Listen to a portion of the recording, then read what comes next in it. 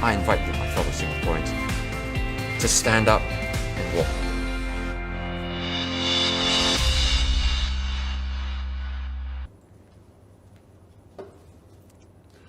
Hi again, my fellow Singaporeans. Now we're into the final stretch of the GE, and in a few days from now, you are going to vote. I want to give you a powerful reason to vote for the SDP.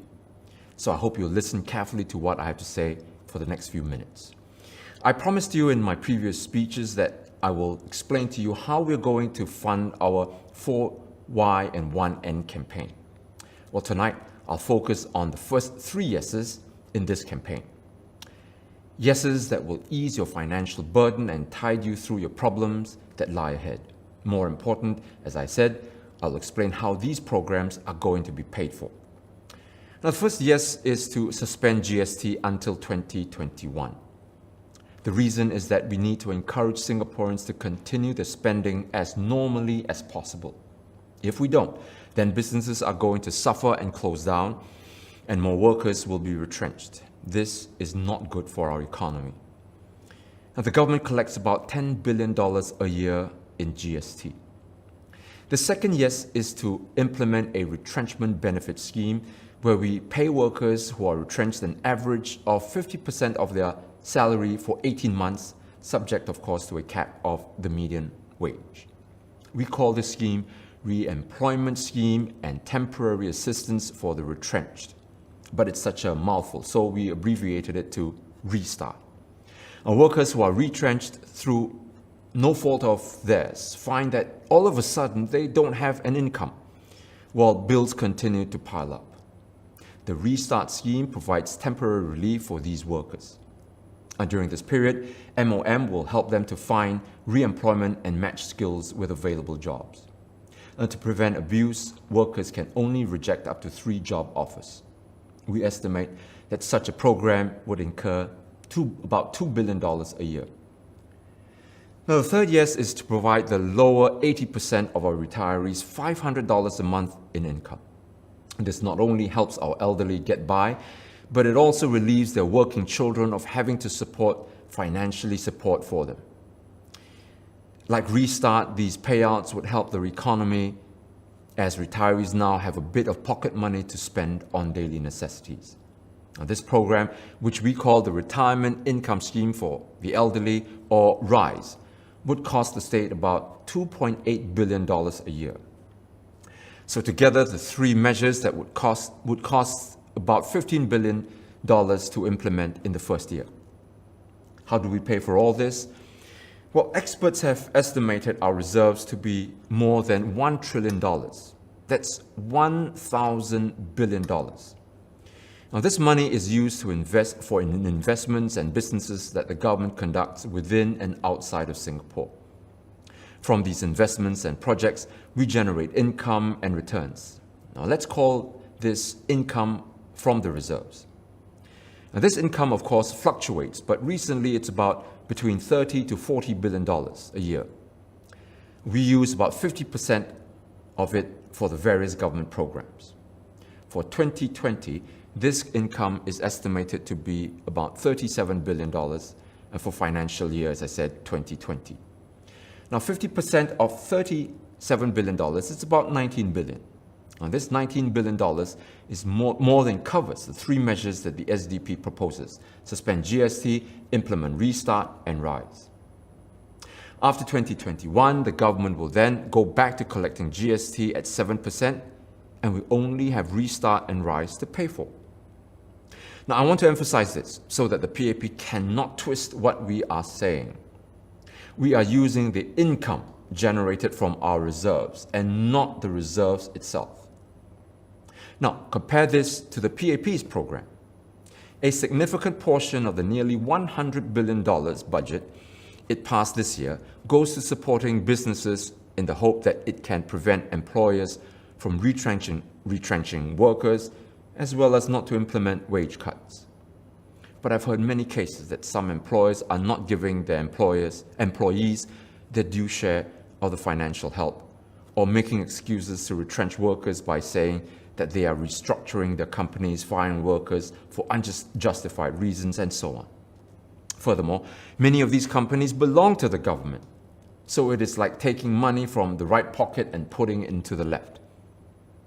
Instead of giving companies the money, the SDP's plan like Restart and Rise will put money in the pockets of Singaporeans. Now, this is ready cash that they can use, and when they start spending, businesses will survive and thrive. Employers, employees, consumers, elderly working couples all benefit.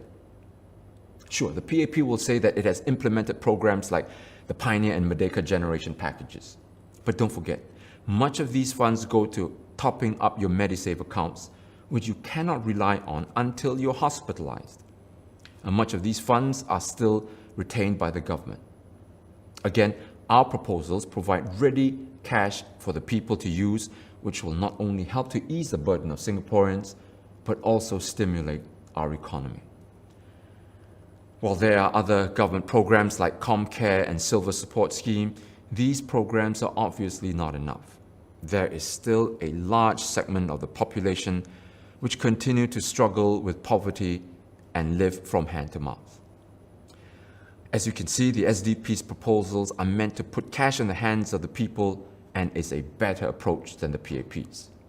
In the meantime, we want the PAP to cut down on its wasteful spending. Now, the Auditor General has repeatedly cited the PAP for financial imprudence when it comes to public spending. Now, let me cite you just a few examples. In 2008, the Auditor General's report said, every year we see instances of lack of financial prudence in procurement and poor management of contracts and agreements resulting in high expenditure for goods and services. 3 years later, in 2011, the Auditor General again pointed out, I note that the lapses found were largely due to administrative expediency, taking precedence over financial prudence. But despite this, the problem continued. In 2016, the Ministry of Culture, Community and Youth, or MCCY, paid, now are you ready, $880,000 for a rubbish centre. Half of the amount went to paying the consultancy fee for the project.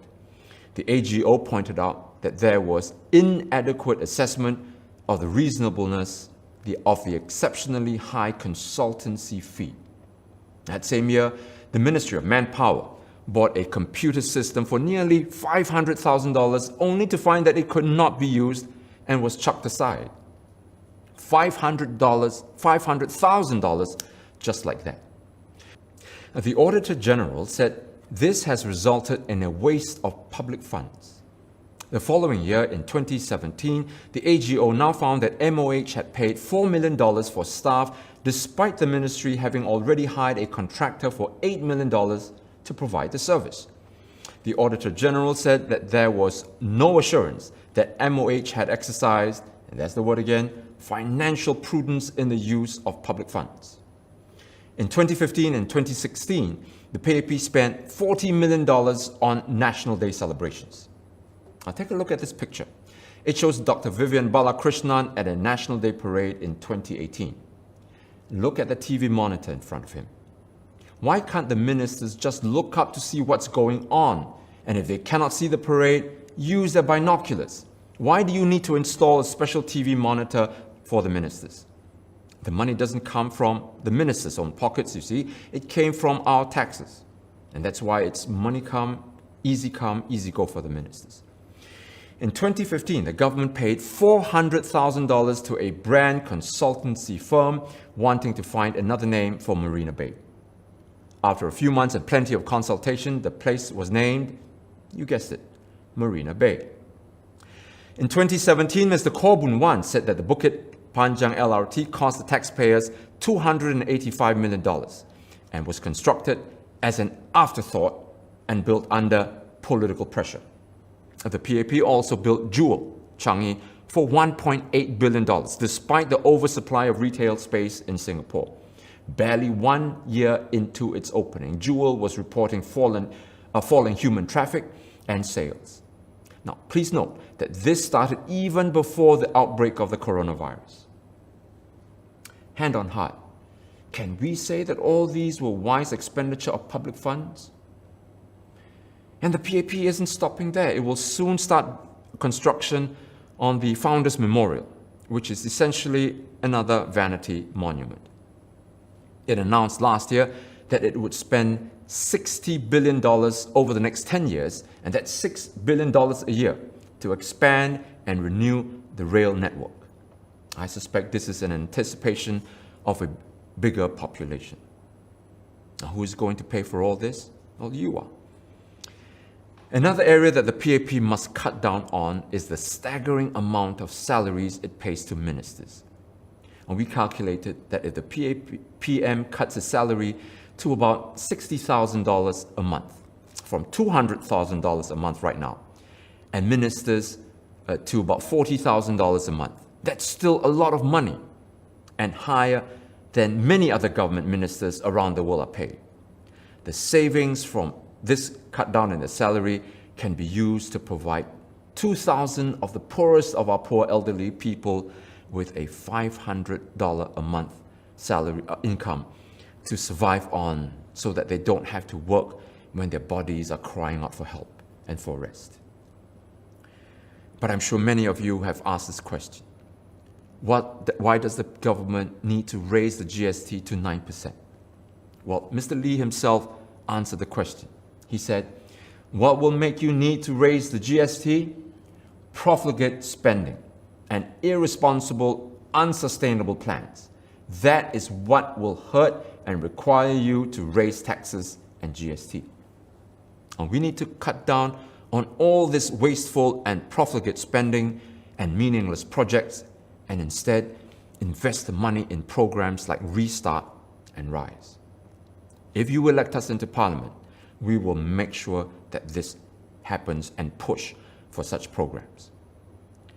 Now, I hope that I've given you a good account of how we can quite soundly fund the SDP's programs. The important thing to remember, fellow Singaporeans, is that we must not allow the PAP to define what is worthwhile expenditure and what is not. Every party, based on its values, has a priority in terms of how best to expend public funds.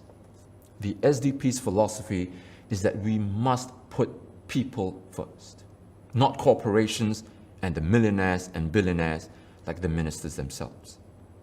If we do that, we boost the sense of financial security among our workers, ease your financial burdens, making us a happier people. And if the people feel happier and appreciated, their productivity increases. And if their productivity increases, employers make bigger profits, and this gets channeled back to the workers, and the virtuous cycle continues. Now, through all this, we must remember that as we progress, we must progress holistically. We must bring the entire society along and not leave the elderly poor who have to collect cardboard to survive, or poor families whose children cannot afford computer devices or don't have enough pocket money to have lunch.